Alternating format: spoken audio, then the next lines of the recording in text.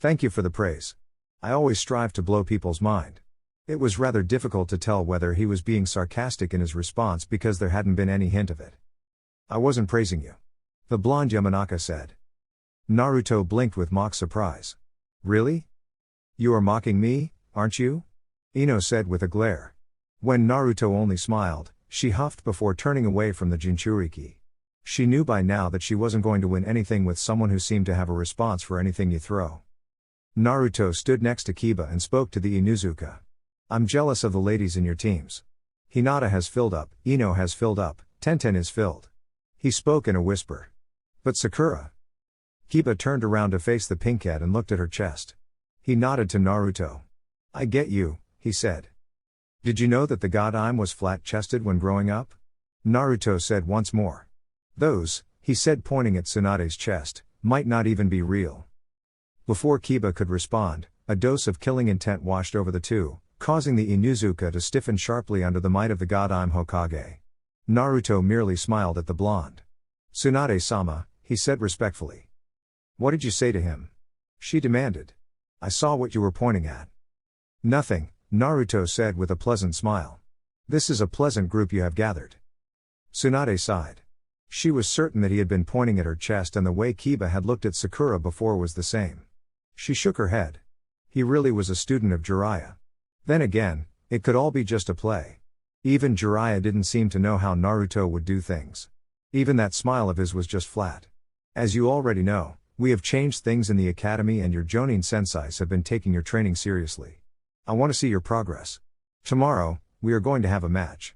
It will be a sparring competition in which I will see how far you have progressed in your training. Naruto looked interested in this. I hope it isn't teams against teams, Buchin. Hokage-sama. Sakura corrected Naruto in a stern tone. At this point, Tsunade didn't seem to care how Naruto addressed her. It is, she said. Did you have a better idea? You want to see how they are able to coordinate and play along as a team, right? Team 7 hasn't been training and all that.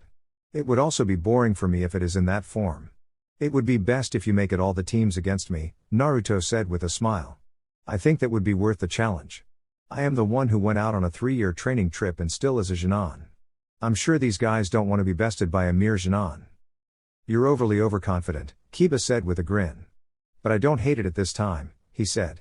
Team 8 will take you on at any time. Tsunade stared at Naruto for a moment before smirking. Jiraiya praises your skills. His skills are cage level and he says at full power, you are better than him. As a Sannin, going against a team of Chunins is unfair. Even Kakashi, if he is fighting seriously, would still win. Prepare yourselves tomorrow. Training ground 8, 10 a.m. sharp.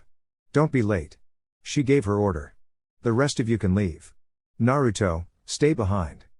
What about me, Tsunade-sama? You will be acting as backup in all matches. You will be offering your medical expertise. Medical? Shikamaru asked. Why does it sound like it is going to be too much of a work? Of course there will be work, Tsunade said in a stern tone. A war could break out any time, you must be ready.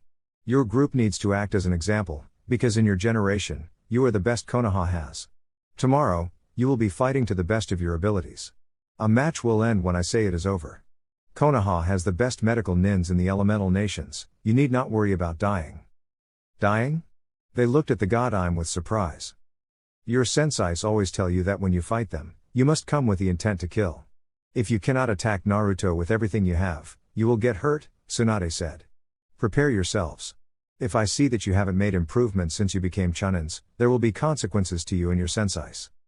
Slowly but surely, the group departed from the office, leaving just Naruto and Tsunade. The former sat down on the chair in front of the god Aim's desk. He stared at the Senju for a long minute before shaking his head. She was also staring at him. Is there anything that I have been reported to have done? Why would you ask that? You won't know what Jiraiya framed me for doing, Naruto said with a shrug of his shoulders. I want to talk to you about Temari, Tsunade said in a measured tone. She studied Naruto, trying to see if she could get any reaction from him, but she didn't get anything. He just looked back at her without even twitching. The delightful Subaku, he hadn't seen her since that day he left her in the river country. Perhaps a bit unkind of him, but he would always have the memories. The days in Sunagakur had been truly pleasant because of her presence, because she had been there and indulged him. When she came here, you asked her about me, he said. What did she ask you? Nothing. She was curious but she didn't ask much. I also know there are things she didn't tell me when I asked her about what you did in Suna. The god I'm said in a firm tone. I just want to know, what do you think about her? I could understand with Jiraiya, but I don't really think you want to get that deeper with my personal life. Naruto responded calmly. Why are you asking? Are you not going to answer my question? I will have to see her again to actually know. But admittedly, my time with her had been delightful. I don't hate her. He really didn't want to use the word, like in this situation, because he could sense that there was something in the making. He didn't want to get involved in it. Not when he was just being pushed by someone. Tsunade smiled. I'm glad, she said. Did you think that you could not hate someone when you were younger? I didn't see anything because I wasn't around, but I do get the picture of how things must have been. I can't claim to really understand it, but I can see it must have been miserable. It really was miserable, Naruto said with a small nod of his head. But what do you live for if you cannot hope? I did hope for a better tomorrow. I did hope for many things, because when things are not going well in your life, all you can do is hope, Tsunade-sama. Hope is what drives you, it gives you the confidence to push forward. For a couple of moments, there was silence. I want you to know that I really do care for you, Naruto. I want you to be happy with your life and the decisions you make. You were robbed of the childhood you could have had because you became a Jinchuriki. I want to give you an option to choose how you live to make yourself happy. If you want to go back to Team 7 again, I will make it happen. If you don't want it and want to operate separately, I can still make it happen. The god I'm spoke in a warm tone, full of emotion. But it was only as long as he was living in Konoha, serving Konoha. Well, a cage was supposed to think like that. And I really appreciate that, Naruto said with a smile. Well, if nothing goes wrong, we should be able to live happily. He paused for a moment before asking. Are you content with your life? Tsunade stared, trying to understand what Naruto was asking. When she got it, she responded in a quiet tone. I don't want anything more now. Protecting this village is what I can live for. I have experienced many things in the past. I won't die with any regrets. Perhaps sometime in the future, we shall sit together and share a bottle of sake while talking about those experiences, Naruto said. I'm not drinking with you. Naruto just laughed before standing up. There shouldn't be anything wrong with that. I am growing and I am sure I will reach a point where you will feel comfortable to say anything to me. He grinned. You know, like how lonely the bed can be at night. The god I'm threw something towards the blonde but he dodged it. I shouldn't have sent you with Jiraiya, Tsunade said with a stare. Konoha, Training Ground 8. Kurenai looked around the training ground. The senseis had already gathered as well as their students. They were not supposed to give them instruction but they had to fight for themselves without their guidance. Kurenai didn't doubt her team but she questioned the intelligence of allowing just one person to fight all the other teams. Even though he wouldn't be fighting them all at once, this was simply saying that he was stronger than all of them by a big distance. Naruto had grown, but just how strong could he have become? She hadn't seen anything outstanding during the Chunin exams. He was training under a Sannin, but so has Sakura. But the god I'm Hokage seemed to have confidence in his abilities. Kurenai would not question the Hokage. She was just going to watch but she doubted things would be anything surprising. Then again, he was a Jinchuriki, he could use the Kyuubi's power. Was it safe using it in such conditions though? Kakashi, your student is truly displaying the confidence of youthfulness, Guy said in a proud tone as he stared at Naruto. To have the confidence to take on a three-man squad, it was outstanding. It was the kind of test that one could set for himself to test his limits. He hasn't been my student in 3 years, Kakashi said with a shrug. He is Jiraiya-sama's student. The Jonin said. Where is the man himself? Probably left village already, Kakashi said. It is a shame that he isn't here to see Naruto express himself, Guy said with a small nod. Do you think he will do it? Kurenai asked with caution. The others have also grown as well. And they have been training hard over the past months to prepare for future battles. Kakashi stared at Naruto for a moment. He had fought the blonde, and so he would know. He knew that none of the teams could match up to Naruto. He had certainly been training hard with Jiraiya and not fooling around. His progress was nothing short of miraculous. Only Naruto could grow in such a pace because of chakra levels. He is also not constrained to a certain style of fighting unlike the others. You'll see, Kakashi said. I am interested in how your students have grown though. Tsunade clapped her hands to get everyone's attention when she arrived in the training ground with Shizune. She smiled seeing that everyone was present. She was truly interested in seeing what Naruto could do. Jiraiya praised him and Kakashi had nothing but praise as well. But the times coming ahead would require for him to fight not just for Konoha but for the Uzumaki as well. Maybe some people would disagree with her, but she didn't care. She was the Godime Hokage and she alone decided what to do with her shinobi. If she was sending them to war, no one had the authority to say no. I hope you all came prepared because I don't want to see anyone taking things easy. We don't know what will happen in the future, but you must be prepared for anything. It isn't just you who have to be prepared, but everyone has to be prepared, from Jonin to Jinan. This is a friendly match, but you are fighting with the intention to kill. I also want to see if your formation's at work. Over the next weeks, we will prepare training specifically designed for each time. Kurenai's team is useful for tracking. We will design a training program that will test your tracking abilities. But for today, I just want to see your abilities. If you are fighting in the front lines, how well do you fight? If you disappoint me, I will strip you of your rankings and put you a level below. You will have to enter another exam to regain the rank you lost. This isn't just reserved to just you, there will be many who will face this fate.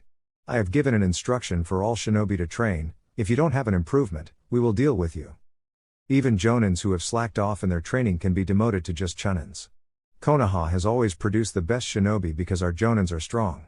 A chunin from the Hidden Leaf was usually able to fight some jonins from other hidden villages. But over the years, we have slacked off, but no more. Naruto was amused by all that talk. Many shinobi were chunins but had poor attitudes and not just strong enough. They were going to have to return their chunin vests, a pitiful experience that was going to be. But no one could blame anyone. It was apparent that with how things are, people like Sakura and Ino would have never become Jinan if they didn't improve their levels. So there was no more playing shinobi. Everyone had to be serious. The future was certainly going to be difficult. I expect all of you to move in if something fatal is going to happen, Tsunade said, addressing the Jonin senseis. The Jonin saluted. Tsunade turned to Naruto. I hope you are ready and will not disappoint me and Jiraiya, she said with a stare. This is under your terms, and you know you have a role to play in the future.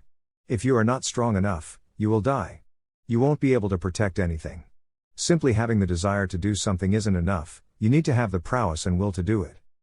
Naruto nodded. He understood that perfectly. Let us start with Team Guy. I think they will set the stage, he said with a wide smile. Tsunade was certain that Guy's team was stronger than the other teams. Neji and Lee were exceptional shinobi. Lee might not be able to use ninjutsu, but he could not be underestimated. Guy could easily be their trump card if he was willing to pay the price for using the power he could wield. Are you sure? If I lose, I can always be mocked by the others for thinking that I had the strength to take them on. It will also be a challenge for me. Circumstances are always not going to be favorable. Besides, you can always heal me, Naruto said with a shrug. Tsunade nodded. No using that power. She warned. But we will have to go through that to prepare our shinobi in case they ever have to face a Jinchuriki in battle. Normal shinobi? What could they do in battle? Fighting a Baijuu was simply a way to die for people who didn't have the might to battle against the power of a Baijuu. Naruto wasn't going to voice his thoughts, he simply nodded. Team Guy. Tsunade called out. Anything goes. I won't repeat myself. Although Lee was jumping up and down about the prospect of facing someone who was prepared to fight all of them, Neji wasn't so confident. Kenten, Neji called his teammate. Keep your distance, Lee and I will get close. When you see an opportunity, use it. I will keep watch with my Byakugan. I will also give you an opening. Tenten nodded. Just make sure Lee doesn't get overexcited, she said. Neji mere grunted. He wasn't going to be able to do that. The stamina freak wouldn't settle down if he got too excited. Neji was certain that Lee was going to get his match and that would only put him to try with everything he has. You heard her, Lee. The taijutsu user merely grinned. I will do my best, Neji-kun. That isn't what I was saying, Neji said before shaking his head. You can start, Tsunade shouted. Lee, make the first move. Neji ordered. Yosh, by the time the word reached Neji, the taijutsu user was already darting towards Naruto. Neji followed slowly, covering himself with his teammate. Naruto took a stance seeing Lee charge towards him. The green-clad shinobi flashed in front of him, his right foot swept through the air in blinding speed, heading towards Naruto's left shoulder. Naruto raised his left hand trying to put up a defense. The moment Lee's foot collided with his hand, Naruto regretted it. There was much more strength than anticipated and he was pushed towards his left, slightly. Lee lifted his left foot. It picked up dust as it flashed towards Naruto's face. The blonde channeled wind into his right palm and caught the kick. Lee wasn't deterred, his right foot followed shortly, but it was caught around the ankle.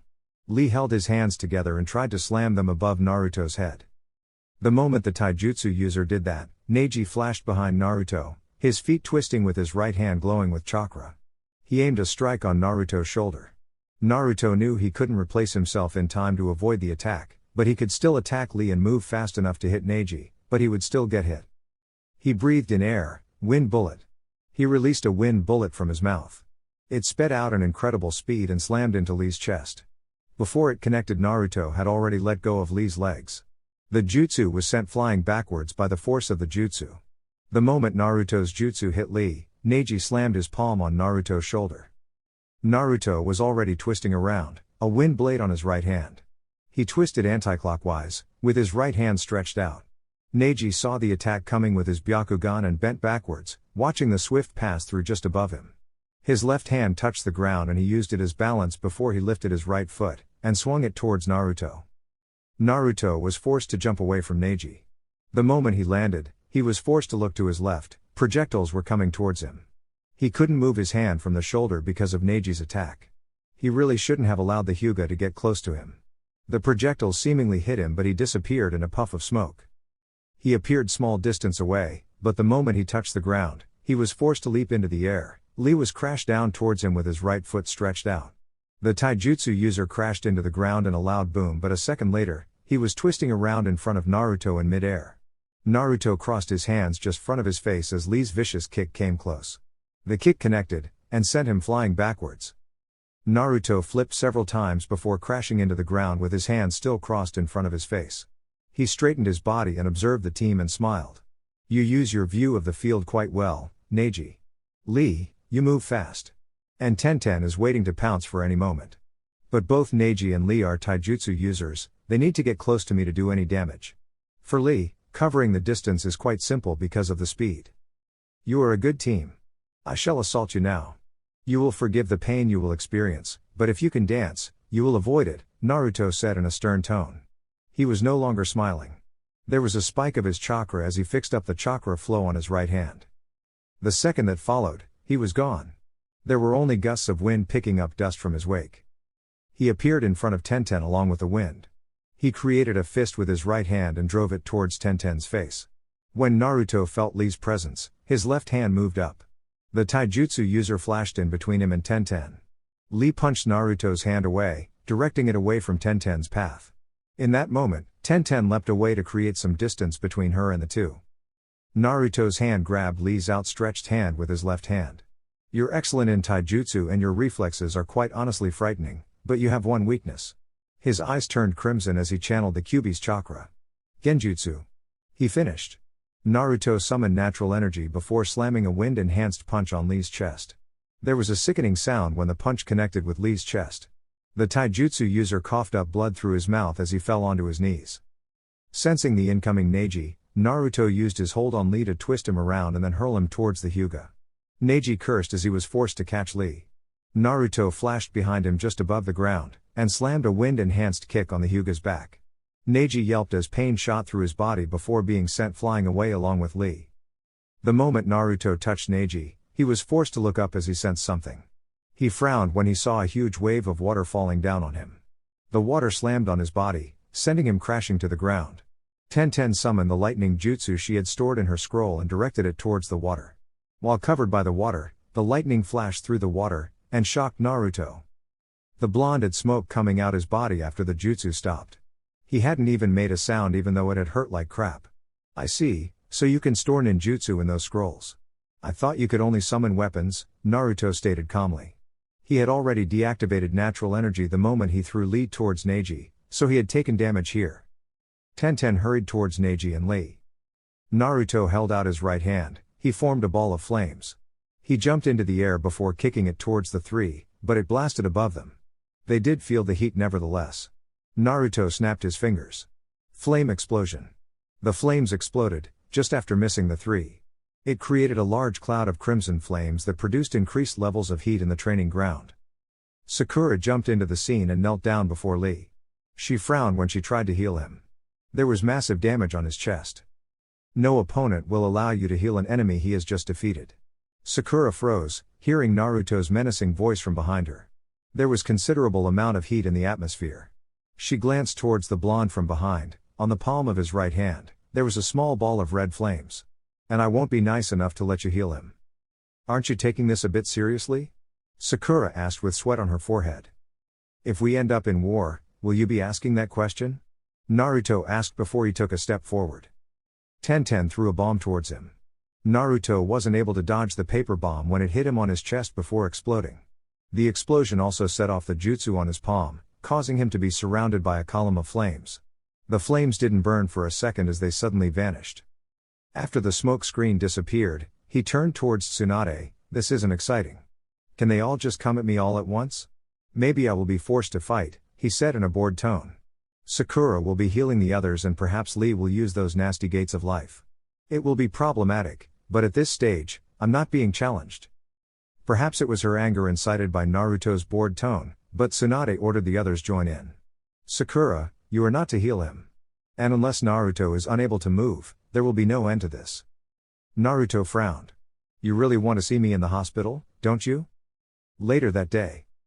Kakashi smiled towards Naruto as he landed on the roof of the blonde's apartment block. The blonde was sitting in a meditative position. Senjutsu? He asked. Naruto nodded. I have to learn how to gather chakra quickly. It really is proving to be a challenge, he said with a sigh. Came to see if I am nursing some wounds? Kakashi shook his head. I just wanted to talk to you. We haven't talked since you returned to the village. We didn't even talk much that day I came to visit you. He felt awkward saying those words. Perhaps it was the circumstances that surrounded them. He had seen Naruto's progress as a shinobi and he was a little bitter over his failure in being a teacher to Naruto. He wanted to talk about it and perhaps about Minato. Naruto closed his eyes for a moment and then breathed out to break his concentration. What do you want to ask? Do you hate me? Naruto looked at the Jonin curiously. Why such a question, Kakashi? No longer sensei. Then again, it was what he deserved. Even if Sakura still called him sensei, it was certainly just out of formalities than being a real sensei to her. Tsunade and Shizune taught the girl everything. He couldn't do anything for her. You know already that I was your father's student. You must have assumed that I know some of his techniques like his signature move. Naruto stared at the Jonin for a long minute. The man felt off talking about this subject. Seeing him fighting earlier on during the day, Kakashi must have been reminded of his dear sensei. From what Tsunade sent him that other day, Kakashi had been really close to the Yondaime Hokage. The man had demons on his closet and his father had been truly there for him. Well, you were his star student, and since Jiraiya knows it as well, I did assume you know it. But I wasn't sure since you never used it. Kakashi held out his right hand. A small Rasengan formed on the palm of his hand. He then cancelled it before speaking. He taught it to me. The Jonin paused for a moment. He settled down before speaking to me. I didn't teach you anything even though I was your sensei. Even during the Chunin exams, I only found a Chunin, who is only a Chunin in name. I focused my attention on Sasuke because I somehow felt that he needed it more than you did. I thought if I focused on training him, maybe he wouldn't feel inferior to you and decide to leave the village. But that didn't help, Naruto said with a flat tone. Yeah, Kakashi said before falling silent. Your father was a sensei to me. He taught me even his prize jutsu, but I couldn't teach you anything. Even at a moment when I should have really taught you something, I showed favoritism, and chose Sasuke. Maybe it was because the Sandaime ordered me, but I still wouldn't have taught you anything. Naruto looked up into the sky for a long minute. It was getting dark. There was a comfortable air that was going to wash over the village very soon and he would enjoy it while at the top of the Hokage monument. Perhaps he could find time to get his mind working on seals. Perhaps he could do something for Lee to help him cover his tracks when it came to genjutsu. In cases he ever found himself separated from his teammates, he would be in trouble. But then again, the likelihood that he would find a shinobi who was going to use illusions wasn't much. Genjutsu was difficult to use. The most powerful shinobi haven't been good with the art. The Sandaime had you trained Sasuke, Naruto said in a quiet tone. He then shrugged indifferently. The words you taught me will never leave me, sensei.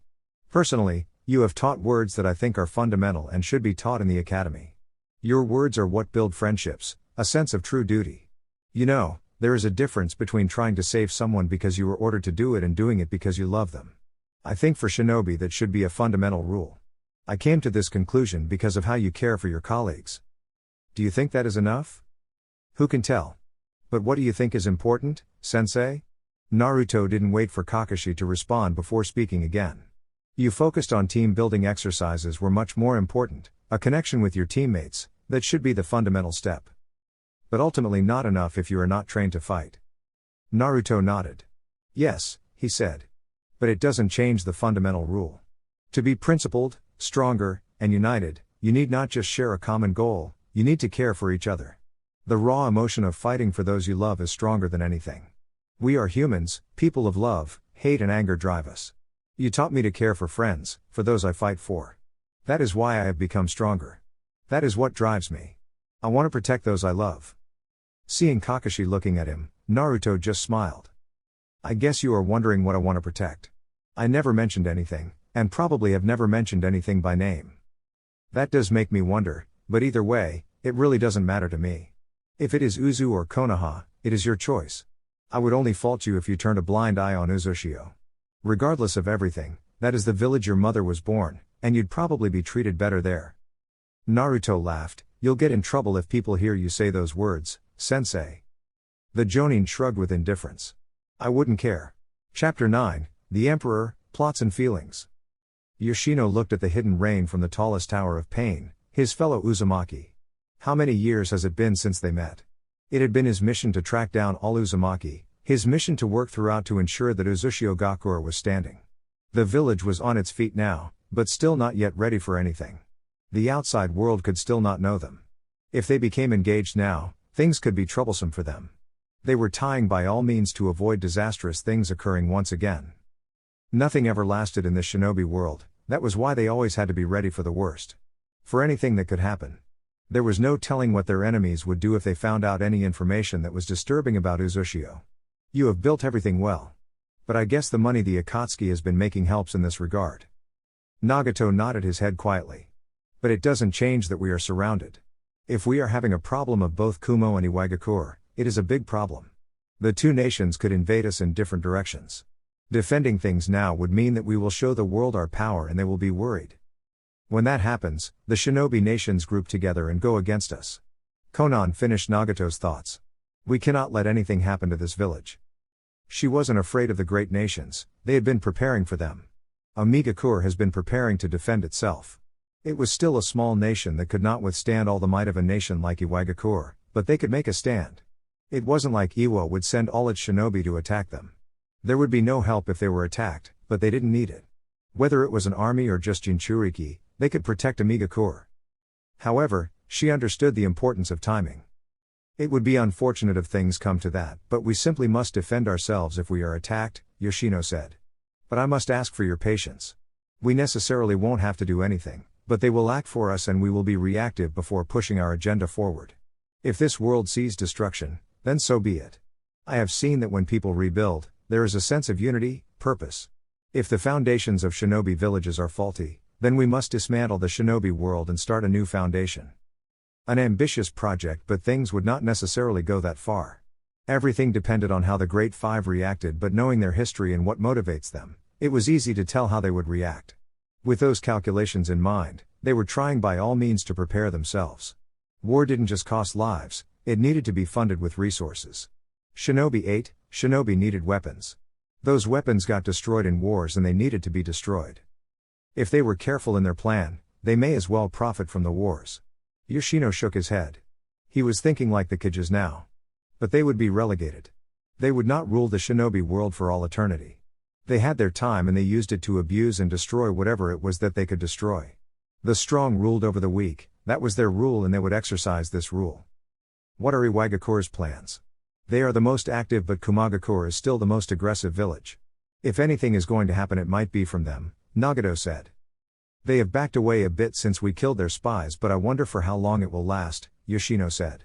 The Raikage favors strength and I believe if he hears something pleasant to his eyes he will make movements. The thought did make him frown. Considering how the village has behaved when it has made aggressive moves, he had every reason to be worried. Do you think he will make the same moves they made in Konoha? Konan asked. Since we won't let them in Uzushio, they might try something on the wave country. If that happens and we kill their people, they are going to make noise, Yoshino said. Nagato was silent for a moment as he thought about it. Just because they are strong they think they can do everything they want. These nations enjoy peace, but it has brought us nothing but violence and pain. Yet, at the end, they think we must just forget about it and continue as if nothing happens. If Konoha and Iwagakure fight once more, we get dragged into the wars that only destroy our lands.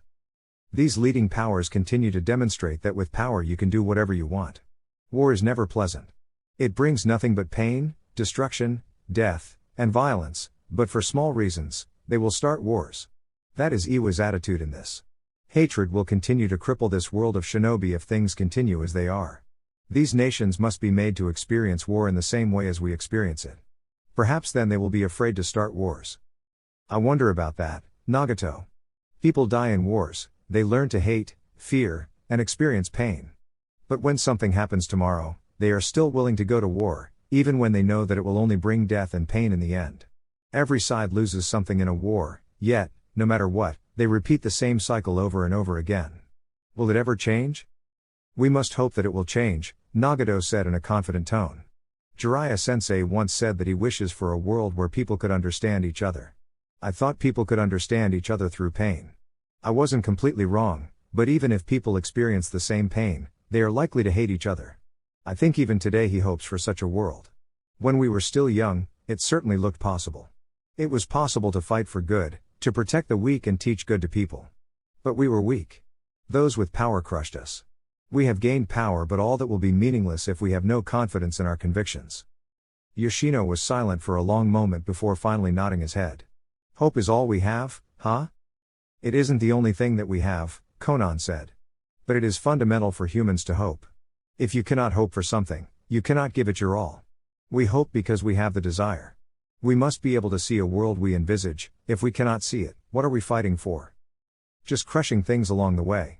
Yoshino answered with a shake of his head. As long as nothing leaks out, Amigakure will be safe.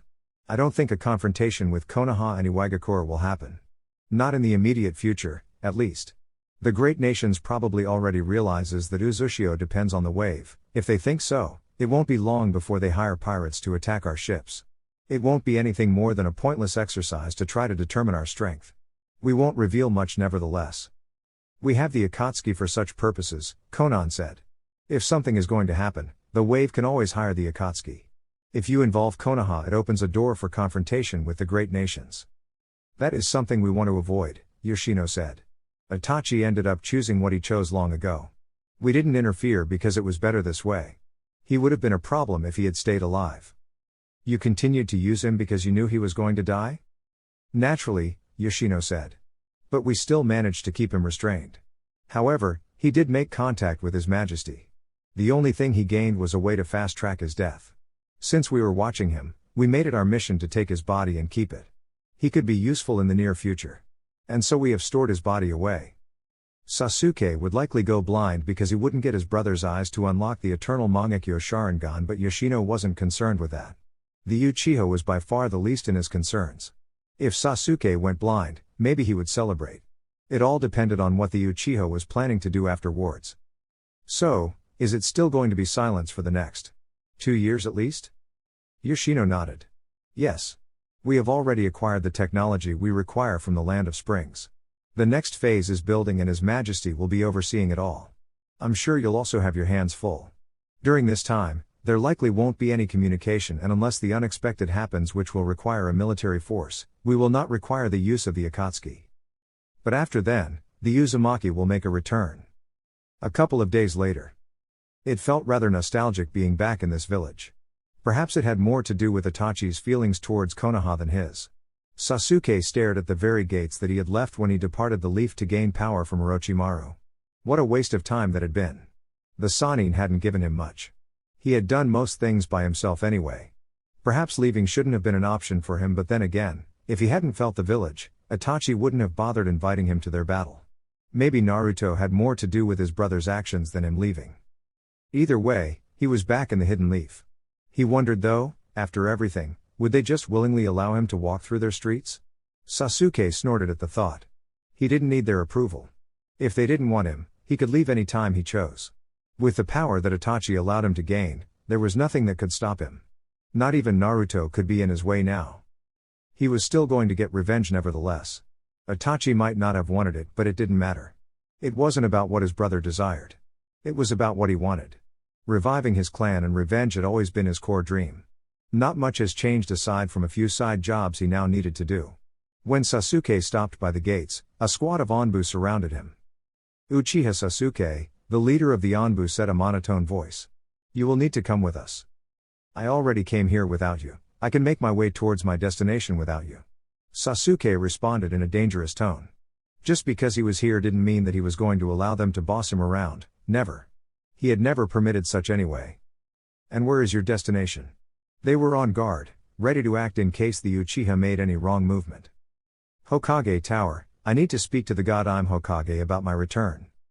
You abandoned the village, put the lives of several clan heirs in danger after choosing to join the forces of a known traitor of the Hidden Leaf, a person who invaded this village. Do you think you can just walk in here and speak to the Hokage? They were directing their killing intent towards him. Sasuke didn't find it amusing. The last time he had been afraid of a killing intent was when Orochimaru stared at him during the Chunin exams. He had been stupid though. He had been impressed by the Sannin's strength, but he should have seen something glaring right at him. Orochimaru had run off from the village with his tail between his legs after his failure of an invasion. If I didn't think so, I wouldn't have decided to walk through the gates, Sasuke said with a small shrug of his shoulders. If you are going to lead me, you can lead me towards the Hokage Tower. They stared at him and considered him for a moment before one of them asked. If you came here to kill the god I'm Hokage? Sasuke stared at these people with contempt. If you are not going to lead me, I know the way around. I'm only asking you to lead me because I don't want to cause unnecessary problems, he said. We will take the rooftops, we don't want your appearance causing a scene. Uzushio Gakur. Guren couldn't keep the frown off her lips as she walked through the streets, heading towards the leader's tower. She was just returning from the wave after having received intelligence of Kumagakur's intentions to move against the wave's leader. A disturbing sound that had her running through the streets and heading straight into a boat to stop the attempted attack. She knew that people have already tried asking questions to those close to the man regarding Uzushio, but they were not getting anything. Kumo, being the aggressive bully it was, had attempted to kidnap the leader of the country to try to take him back to their village where they would try everything to get him to cough out secrets of Uzushio. Damn brutes. They were never going to leave them alone. Guren knew this when she signed into this job, but there was no breathing room. The damn scums were persistent and it was starting to frustrate her. At least Iwagakur had stopped, but that they couldn't do what they did to Iwa's people to Kumo. There would be one hell of a scream coming from the lightning. No doubt the man would threaten to descend to the ground himself to take revenge over the loss of his shinobi. They were a small nation, and so the bigger boys thought they could bully them. Ridiculous. But Guren was starting to see things clearly. Perhaps she was being corrupted by working in this village in Haku. She never certainly saw things in such a manner. She has been working for this village for a couple of years now. She understood its beliefs, its desires, the fear that some Uzumaki held at the thought of being destroyed again. She had become part of this village. It was now her home. Yukimaru's home, and she was fighting to protect it with everything. The wonders of life. When she stepped into the leader's office, she found him sitting with Haku. Their two had been waiting for her since she sent a message once she was done in the wave country. I guess I'm not the only one who is concerned that Kumo has decided that we are a cause for concern, Guren said, seeing the stern looks on the males' faces. She settled down with a tired sigh. It is a matter of concern, Yoshino said with a small frown on his lips. I was hoping that they would treat us as nothing that could threaten them, Haku said. He understood that the Raikage listened to power, and so if they thought they were weak, they wouldn't do anything against them. He had been breathing happily under this assumption. If things were going to break out soon, there would be fighting and death. It wasn't something that he really wanted to do, but he would be forced to do it if these people end up attacking them. It wasn't like a mission of his where killing wasn't a necessity, but in war, you had to kill. Sparing the life of an enemy was nothing more than a wish for being stabbed in the back. They still likely don't see us as much of a threat, Guren said. They didn't send anyone powerful to do anything, she said. And we still maintain all of the wave's military power within this island, training them. As it stands, the wave doesn't have the military resource to defend itself, but it is fine this way. The elemental nations can think this way, but wave shinobi won't be wave shinobi but rather Uzushio shinobi, Yoshino said with a pause. But it doesn't change that Kumo has moved. Do you think they moved because the other nations are moving as well? Haku asked. They held communications with the Leaf, and their alliance with Kiri was possibly known. Then again, it wasn't something they could keep hidden with how the Mist wanted to do business with them. Possibly, Yoshino said with a small nod. What did you do to them? Nothing, Guren said with a shake of her head. I figured it would be risky to kill them all. So, I just captured them, but I avoided using my abilities. We don't want Kumo seeing the bloodlines or else they will go berserk. Yoshino laughed at Guren's words. Berserk? It was perhaps an exaggeration but quite fitting. You did well. We'll just send them back to Kumo peacefully, but we won't say anything to them. If they try something like that again, we do the same process over and over again until they grow frustrated. But hopefully, if we don't kill them, the Raikage will think of us as naive and stop with his barbaric actions. If they grow frustrated and send an army? Haku asked. I have spoken to Nagato about this, Yoshino said. The wave will hire the Akatsuki if it happens like this. Kumagakure will probably think we don't have the strength to protect the country ourselves and maybe stop being aggressive in order to play the wait-and-see game. It is something that Iwa is currently playing now since Konoha sent its people. Hopefully, everything works out and we don't get dragged into battles before we finish building, Haku said calmly. It is a little quiet in here. It is a pity that it will get dangerous. It is unlikely that the hidden villages will try something against us just like that, Yoshino said.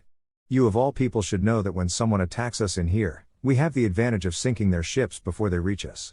It is the same with the wave country. The only way through is by the Great Naruto Bridge. We can always send you out to freeze the surface and His Majesty to destroy the ships. In terms of attacks coming through the sea, they were covered. Uzu was certainly covered. But it would be a problem if they send hundreds of ships. They wouldn't have the manpower to defend against those attacks. Yoshino would not say this to Guren and Haku, but it was a possibility he shared with the Emperor, but they would have to devise a way to deal with it. What is Kiri's position in all these? Doesn't want to get involved, Haku said. Well, the village is still trying to rebuild and it doesn't have to worry about a war happening inland because they are far away from it. It still has a large naval military, so no village would try attacking it in its territory. They do use the mist to their advantage, Yoshino said in thought. We might also have to learn a thing or two about them in cases we ever need such a tactic.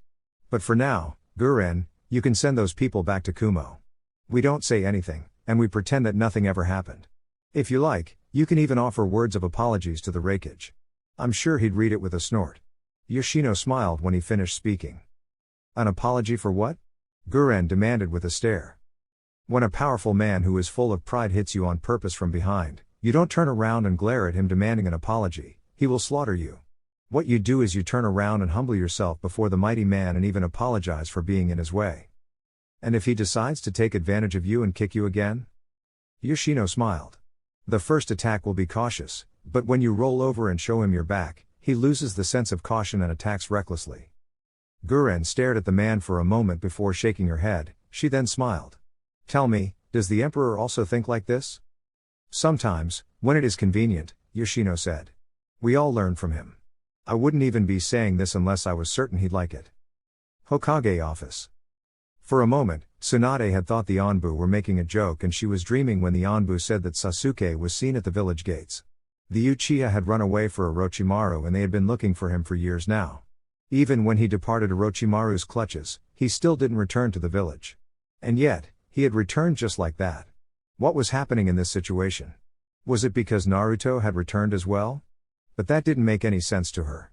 Tsunade had just sat still until the Uchiha appeared in the office with a blank look on his face. He had indeed returned. Tsunade didn't dismiss the Anbu. She couldn't be sure this wasn't a disguised attack on her. He was still a brat, but underestimating him would bring her downfall. But Tsunade still could not put a reason on why he had decided to return on his own. Had he achieved his revenge on his brother? If so, it was remarkable considering that he had failed to defeat Naruto and Itachi wasn't someone who was weak. Uchiha Sasuke. Tsunade started in a stern tone. You have some nerve just showing up like this. Sasuke responded with indifference. I came here because I wanted to inform you that I have returned to the Hidden Leaf. I have done what I wanted to do. This is my home, and so I have come back home. This was the place that his brother had sacrificed their clan to protect. Sasuke could not simply spit on that sacrifice. That aside, he had greater ambitions than that. He would replace this woman. Tsunade stared at the Uchiha for a moment before bursting out in laughter. You have returned? She asked. Who had sent you away? You committed a crime against the village by running away and joining Orochimaru. We put shinobi lives at risk trying to retrieve you and you think you can just return? Sasuke contemplated telling the woman that he never asked for anyone to chase after him. If he wanted to leave, he could be allowed to do so without anyone saying anything. Besides, after what this village did to his clan, they certainly had no right to say anything to him. Orochimaru was indeed a criminal, but this is still my home. Do you think people will just accept you after you abandon this home of yours? Tsunade asked in a hardened tone. You did something and there are consequences for them. I know what is happening around the elemental nations. I know there could be war, Sasuke said, but he didn't say anything to add on that. This village hasn't been above doing cover-ups. You can always say that I was sent on an S-rank undercover mission to kill both Orochimaru and Itachi. I have done so. If anyone asks, they could always be given those reasons. No one can reject them. Sasuke could not have thought of something like this, but it was something that Itachi suggested to him. And he knew he had struck a nerve when he told the god I'm Hokage that he knew the village was capable of doing cover-ups. Tsunade didn't know about the Uchiha massacre, but she certainly knew of many things the Hidden Leaf has done to preserve its interest and position. Tsunade stared at the Uchiha. He certainly hasn't lost his arrogance. The clan heads were not going to simply stay silent about the Uchiha's return, and if he was allowed back into society just like that. This was all a problem. The cover-up wasn't a bad plan. She would devise it anyhow. It worked better now that he had returned on his own.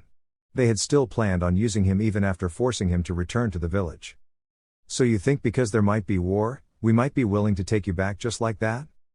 Maybe not, but my power is needed. Sasuke didn't need to say anything about that. There was no need. She got the message. I have also given you a way to cover it up. If you feel that you need to do something about my actions, you can do it. I don't have a problem with that. I will consider it. Why did you suddenly return? There were certain developments that occurred. That aside, the only reason I had left the village was because I wanted more power to kill Itachi. I ended up killing Orochimaru, who invaded the village, and then Itachi, Sasuke stated in a calm tone. I have done all that, now I must revive my clan. Where is proof that you killed Orochimaru and Itachi? I can show you. Sasuke offered. Genjutsu? Tsunade asked with a raised eyebrow. The Slug Princess shook her head. I want something tangible. When you go to collect a bounty, you need the head to prove that you indeed did kill the person. Sasuke frowned. Orochimaru is sealed away. When he attempted to take over my body, I ended up absorbing him instead. During my fight with Itachi, I was losing and weakened. He managed to get out but was sealed away. After I killed Itachi, I was so worn out, I passed out, and when I woke up, his body was missing. Then how certain are you that he did die? I'm certain. Sasuke responded in a firm tone. It hadn't happened exactly as he had said, but it was indeed true that Itachi's body had vanished. He just would not say that he had a conversation with Itachi, that would raise suspicions. Tsunade stared for a moment before sighing. You won't cause a fuss if they take you away to answer some questions, no? After that, you will remain confined in the Uchiha compound until I decide how to handle this issue, Tsunade said. She didn't wait for the Uchiha to respond before ordering the Anbu to take him away. With them gone, there was nothing but silence in the office. Jiraiya would be returning soon. He had said he would return to the village soon after talking to his former students. If that was the case, then she wouldn't have to wait for too long for his return. She needed to hear his thoughts about this development. Even though she had a problem with his attitude, Tsunade could not deny the benefit of having him in her ranks. But she still needed to do something about what he did. The guards saw him at the gates. It was likely that news of his return was going to spread through the village and she would be having a headache. How was Naruto even going to react to this development? Tsunade couldn't tell. The dynamics of Team 7 wouldn't work. Naruto wasn't a naive child. He didn't seem to forgive easily. Team 7 was dead. It wasn't going to happen even though Sasuke was back. Sakura would certainly cry over this, but she too had to grow. Life wasn't always pretty. Not everything was going to happen in the way you want them. Is something wrong, Tsunade-sama? Shizune asked, standing in front of the god I'm Hokage. Tsunade blinked. She hadn't even heard the woman walk into her office. Perhaps it was because she was used to the woman's presence. Sasuke just returned. Shizune stared. Just like that? Yes. Just like that, Tsunade said. I'm certain that something happened, but I just can't put my finger on it. Either way, it doesn't matter much. He is back and we have to find a way to deal with scenario that is presented by his untimely return. Training Ground 44. Naruto had spent many times in the Forest of Death. He had used this place for training purposes, to train his senses, reflexes and the ability to hide his chakra signature. For the animals with a keen sense of smell, it was difficult to hide from them because even if you hide your chakra signature, they could always track of scent. There were shinobi who were also very good at this. It was a useful ability when it came to tracking down shinobi. The forest was eerily silent, but it had great silence. There were no humans around. There was peace, the danger of nature, the life of nature. Everything that nature had to offer was here, life and death. Preys and predators dominated this land and trees seemed to thrive within the soil that gave them life. He was standing still, left hand holding a single hand seal with his eyes closed. The wind around him was twisting in a small tornado. It was a gentle twist that didn't cause any harm. He was trying to create a defensive jutsu that could help him defend against attacks he would not otherwise be able to dodge. There were those jutsus that were too fast. But you needed to be able to summon an attack in the blink of an eye to defend yourself. Could he, though, cause the wind around him to twist in the blink of an eye? It hadn't proved possible, but he was thinking of just twisting around to give the wind a push. The wind around Naruto dispersed as he sensed a presence within the trees. "Naoki," he said without looking at the redhead sitting on a tree branch. "Have you brought what I requested?" "Hi," the redhead said before throwing a scroll towards Naruto. The blonde caught it with his right hand. "When can we expect to mourn your death?" "Soon," Naruto said. "I will contact you with instructions. I have already tested the seals on my body, so we shouldn't fear anything going wrong. It is unlikely since I have studied their skills and realized that no one can be able to do anything. However, in case a miracle happens, you must be ready to do what needs to be done." "We will be ready," Naoki said. "Should I keep with observations or go back?" "Do as you like. But when I summon you, you cannot fail to appear before me." "As you wish," Naoki said. "One more thing, organize for some enemy shinobi to attack me. It should be a good cover-up." "It will be done," Naoki said before disappearing. Naruto sat down and opened the scroll he had been given.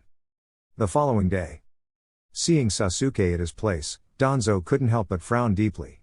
He wanted to say that he was unconcerned by the sudden appearance at his hideout, but he was honestly concerned.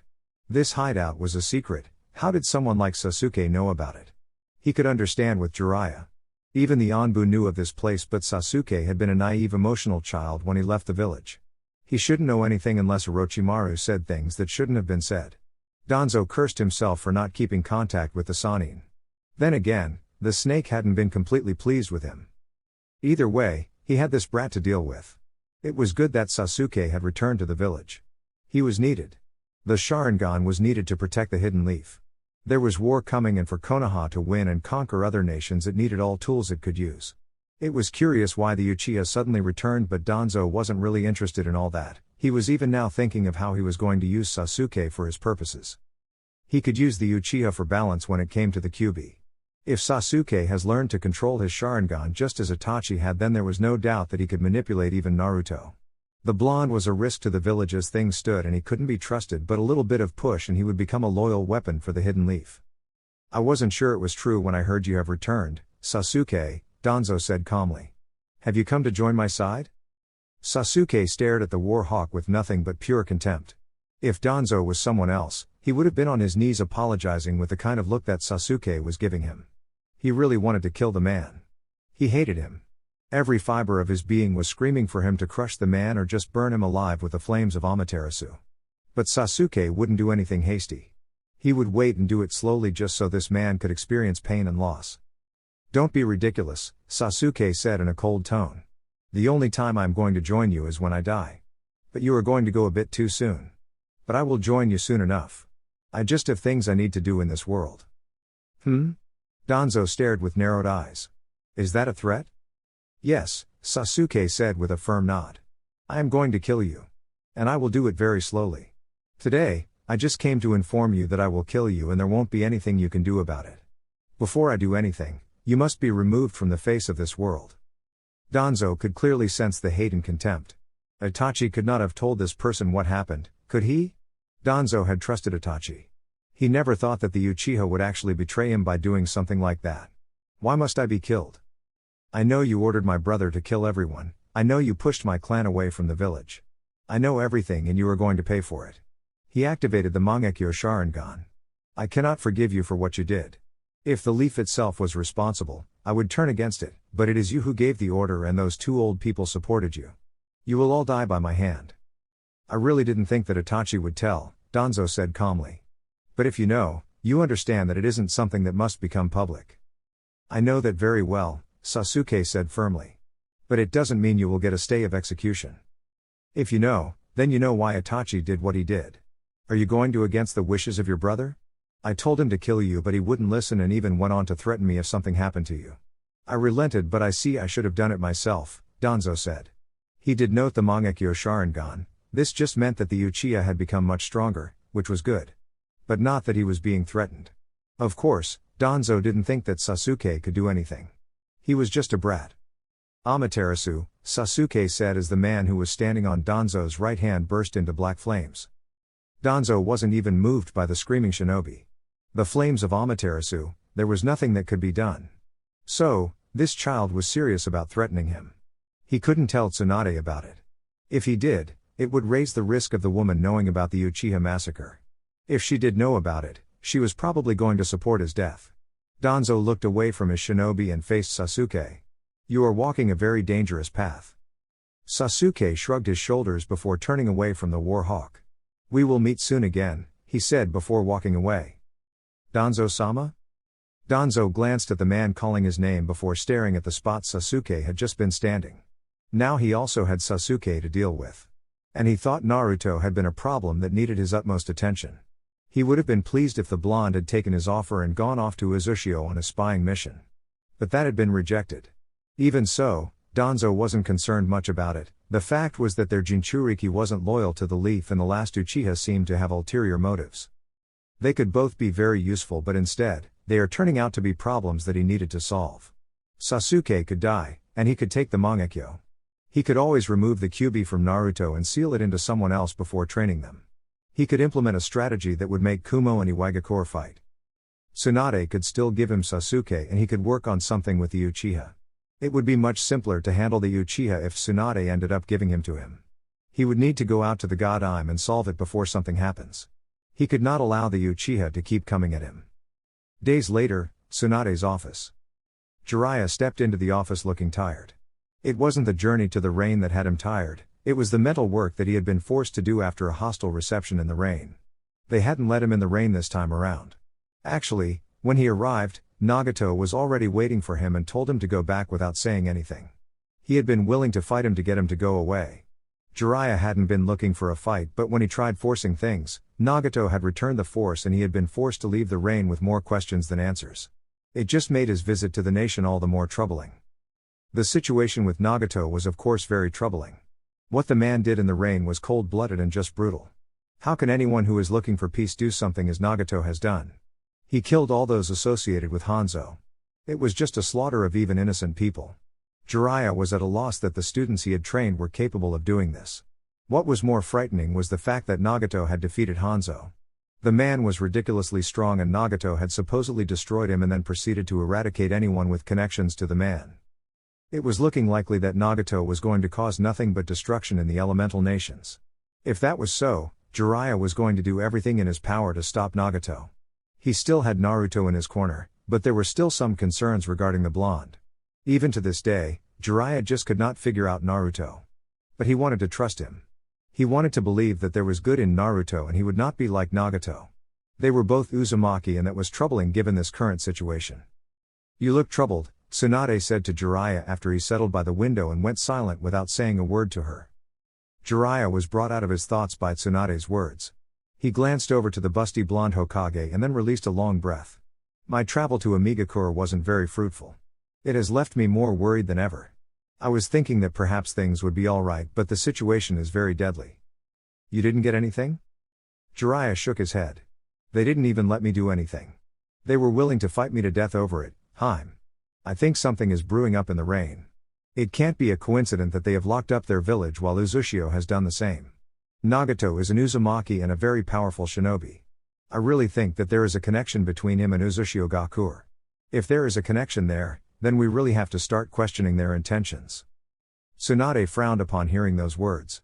She had already been told that Nagato had killed Hanzo and then went on to kill everyone with a connection to the man. This was indeed troubling news. Was Uzushio going to follow the same destructive path? They'll probably deny connections if we ask. Or they just won't answer us. Their response to our attempts to form a line of communication was that they would respond when ready, and in your visit in Ame, you have been turned back. She sighed deeply. Something deep is happening, she said. Jiraiya nodded his head. I believe so, and we have to do something, Haim. We simply just can't wait for Uzushio to come back to us. I don't want to be the suspicious type, but with what the toads told me, we have to be proactive. It will be best to look like we are suspicious people than allowing a disaster to come to us. Do you think Uzu has the might to do anything dangerous?